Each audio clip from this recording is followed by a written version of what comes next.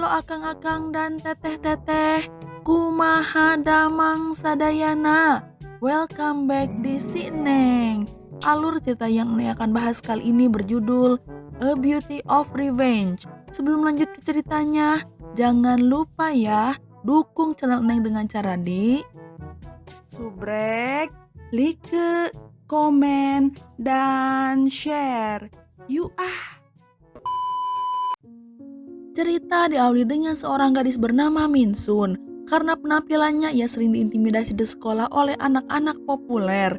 Teman satu-satunya adalah Minji, tetapi sebelum mengenalnya di sekolah, Minsun tidak punya siapa-siapa untuk diajak bicara selama 16 tahun dalam hidupnya. Oleh karena itu Minsun menciptakan teman hayalan bernama Inor yang muncul di hadapannya saat ia sendirian dan butuh teman untuk diajak ngobrol. Suatu pagi Minsun bersiap-siap untuk pergi ke sekolah, sementara Inor menemaninya. Minsun begitu bersemangat karena merasa sesuatu yang luar biasa akan terjadi hari ini. Inor memuji optimismenya dan memintanya untuk segera bergegas karena Inor adalah teman hayalan Minsun yang baik. Dalam perjalanannya ke sekolah, Minsun didekati oleh Minji. Mereka berbicara tentang cetakan terakhir komik baru yang berhasil didapatkan Minsun. Cukup mengejutkan, karakter favorit Minsun bukanlah protagonis, melainkan karakter antagonis. Minsun menganggap karakter itu sangat menarik karena karakter tersebut sangat dominan dan hal itu berkaitan dengan kehidupan aslinya, di mana Minsun menyukai pria yang mirip dengan penjahat di dalam komik. Pria taksiran Minsun bernama Hotei. Ia adalah siswa populer yang ditakuti semua orang. Secara kebetulan saat Minsun memikirkannya, Hotei mendekatinya dan memberinya gantungan kunci yang jatuh dari tas Minsun. Ini adalah pertama kalinya seorang pria bersikap baik kepada Minsun. Hotei kemudian mengatakan untuk berhati-hati pada Minsun, lalu ia pun pergi. Saat sendirian, Minsun bertemu Inor lagi. Inor bisa melihat betapa Minsun menyukai Hotei, tapi ia tidak berkomentar apapun tentang pria itu. Minsun di sisi lain sangat senang, ia yakin bahwa banyak hal baik akan datang kepadanya. Di sore hari, Minsun dan Minji bertemu di sebuah kafe. Saat mereka membaca komik, tiba-tiba sekelompok pengganggu mendekati mereka. Minsun tahu mereka selalu membuat masalah, sehingga Minsun mencoba cara terbaik untuk tidak terlibat urusan dengan mereka. Tetapi mereka mengambil paksa komik Minsun dan menolak untuk mengembalikannya. Gadis paling kejam dari grup tersebut bernama Momo. Ia berkata ia ingin meminjam komik itu dan menyimpannya selama 10 tahun ke depan. Saat Minsun angkat bicara, mereka mengancam akan menghabisinya dalam perjalanan pulang. Segalanya mulai tak terkendali, tetapi saat itu Hotei datang membantu Minsun. Ayah Hotei adalah seorang pengusaha yang berpengaruh, bahkan membuat para pengganggu takut padanya. Hotei memukul pria di grup itu, lalu mengusir mereka pergi. Hotei bahkan memberi Minsun nomor teleponnya agar Minsun bisa menghubunginya jika mereka membuat masalah lagi. Sepulang sekolah, Minsun membuka media sosial Hotei. Setelah mengetahui apa yang terjadi hari ini, Inor yakin Hotei juga memiliki perasaan terhadap Minsun. Saat mereka mengobrol tentang Hotei, tiba-tiba Hotei menelpon Minsun dan ia pun bergegas menemuinya di luar. Ketika ditanya mengapa ia menelpon, Hotei mengaku ia menyukainya dan ingin mengajaknya berkencan. Minsun awalnya tidak percaya karena ia tak terbiasa dengan perhatian seorang laki-laki. Saat Hotei mencondongkan tubuhnya untuk mencium Minsun, Minsun segera menutup matanya. Ia menunggu ciuman dari Hotei, tapi ciuman itu tidak pernah terjadi. Ternyata Hotei sengaja memotret wajah Minsun, lalu mengolok-olok Minsun. Terungkap bahwa Hotei tidak pernah menyukai Minsun. Ia bersikap baik hanya untuk membuat lelucon. Para pengganggu segera bergabung dengannya. Mereka menertawakan Minsun karena Minsun mengira dirinya pantas memiliki pacar seperti Hotei. Hotei bukan hanya orang jahat tapi juga sosiopat. Ia menguasai sekolah dan menggunakan pengaruh ayahnya untuk meneror orang dan bersenang-senang. Ia ingin menjadikan Minsun sebagai budaknya, di mana Minsun harus datang kepadanya kapanpun Hotei inginkan. Dan ia bisa melakukan apapun yang ia suka dengannya.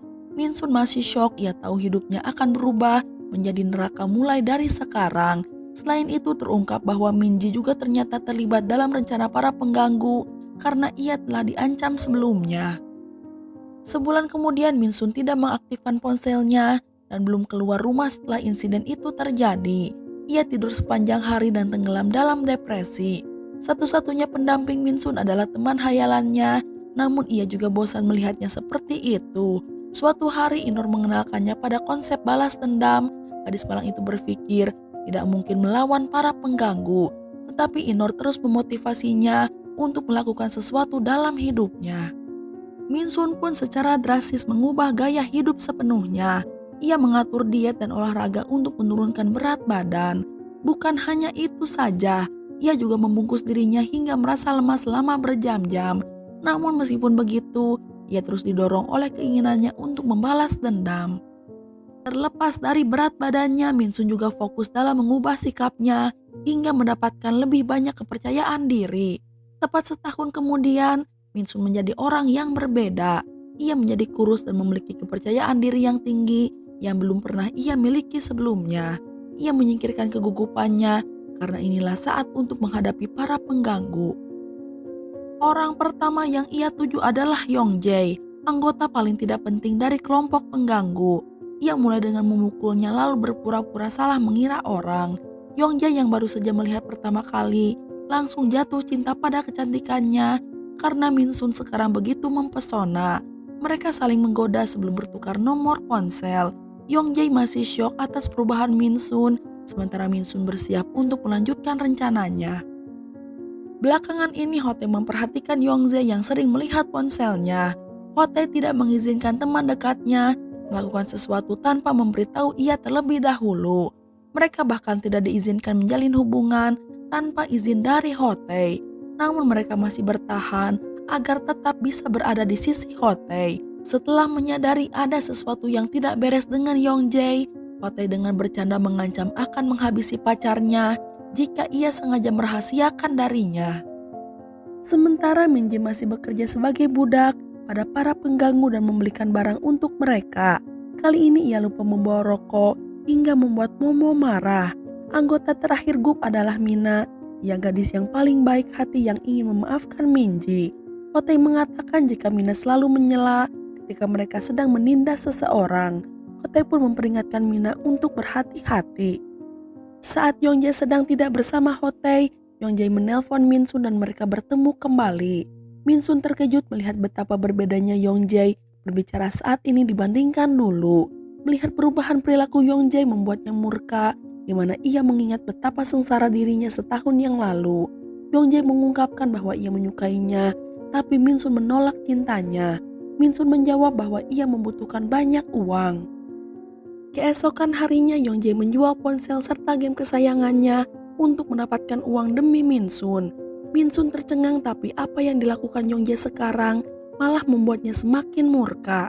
Min Sun mengatakan ia akan mengembalikan uang itu setelah 10 tahun. Ia menirukan kata-kata mereka padanya dulu. Yongjae masih tidak mengerti. Ia begitu kaget saat Min Sun melemparkan uang padanya dan berjalan pergi. Dengan cepat Yongjae menghentikannya. Ia menanyakan alasan mengapa Min Sun menolaknya. Seperti biasa, Minji kembali diganggu oleh para pengganggu. Yongjae mendekati mereka lalu meminta Minji pergi. Hote yang marah bertanya apa yang ia lakukan dan begitu terkejut saat mengetahui jika Hote ingin keluar dari grup. Saat keadaan memanas, Min Sun datang menemui Yongjae lalu membuat alasan untuk menyelamatkannya. Hote langsung terkejut dengan kehadiran Min Sun dan terpaku oleh kecantikannya. Terlepas dari Yongjae, Hote sangat ramah pada Min Sun, bahkan meminta nomor teleponnya. Momo tidak senang dengan interaksi tersebut karena ia jatuh cinta dengan Hote dan mereka sekarang menjalin hubungan selama sebulan sekarang. Saat Hote meminta nomor telepon Min Sun, Yongjae lalu menyeretnya pergi. Yongjae tidak suka Min Sun ikut campur dalam urusannya, tapi Min Sun memeluknya hingga membuat Yongjae lupa tentang hal itu. Min Sun mengaku ia telah jatuh cinta 10% padanya, sehingga Yongjae akan bekerja lebih keras untuk membuat Min Sun jatuh cinta sepenuhnya. Di malam hari, Inor bertanya kepada Min Sun apakah ia baik-baik saja. Perubahan sikap Min Sun berubah drastis hingga membuatnya menjadi tidak berperasaan dan Inor merasa khawatir. Namun Min Sun tidak melihat ada masalah dengan apa yang ia lakukan. Min Sun malah merasa senang menggunakan Yongjae demi keuntungannya. Inor melihat betapa berbedanya Min Sun dari tahun lalu. Kemudian kilas balik diperlihatkan ketika Min Sun mencoba beberapa cara untuk menurunkan berat badan, termasuk metode ikat, tetapi Min Sun masih belum mengalami kemajuan. Kemudian suatu hari Hotei datang mengunjunginya karena Min Sun tidak datang ke sekolah lebih dari 2 bulan. Hotei mengetahui tentang rencana balas dendam Min Sun lalu mengolok-oloknya. Ia mengatakan bahwa menjadi kurus atau lebih percaya diri tidak akan pernah mengubah siapa dirinya dari dalam dan ia akan selalu menjadi karung tinju mereka, yaitu pecundang yang tidak disukai siapapun. Kunjungan itu membuat Min Sun mengalami depresi berat dan akhirnya ia melakukan sesuatu yang tidak terpikirkan.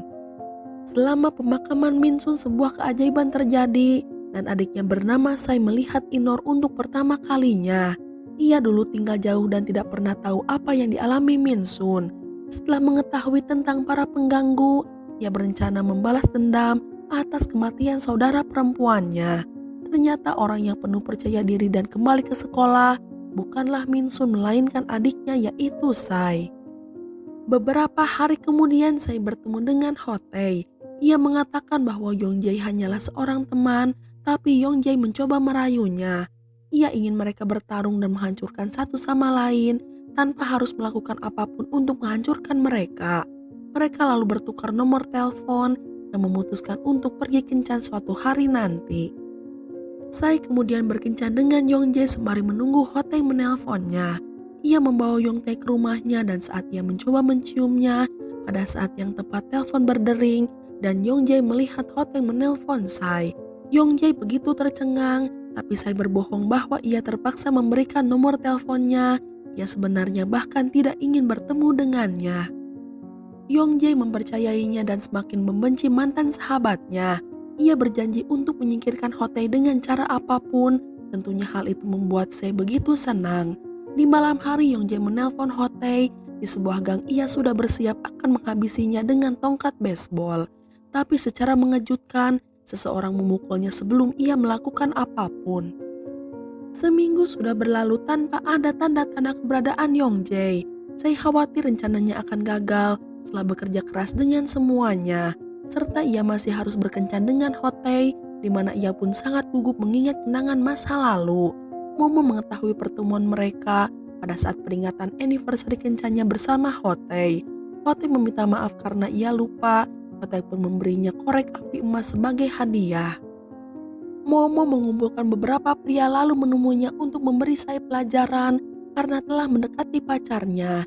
Tapi saya menjatuhkan Momo dan anehnya teman-temannya tidak melakukan apa-apa. Saya meninggalkan para pengganggu. Dengan peringatan terakhir, ia memintanya untuk tidak pernah mengganggunya lagi. Lalu Minda, anggota yang paling baik hati di grup, meminta maaf.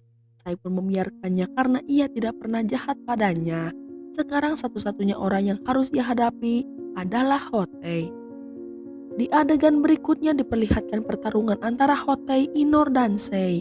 Mereka saling menusuk satu sama lain hingga menyebabkan kematian semua orang.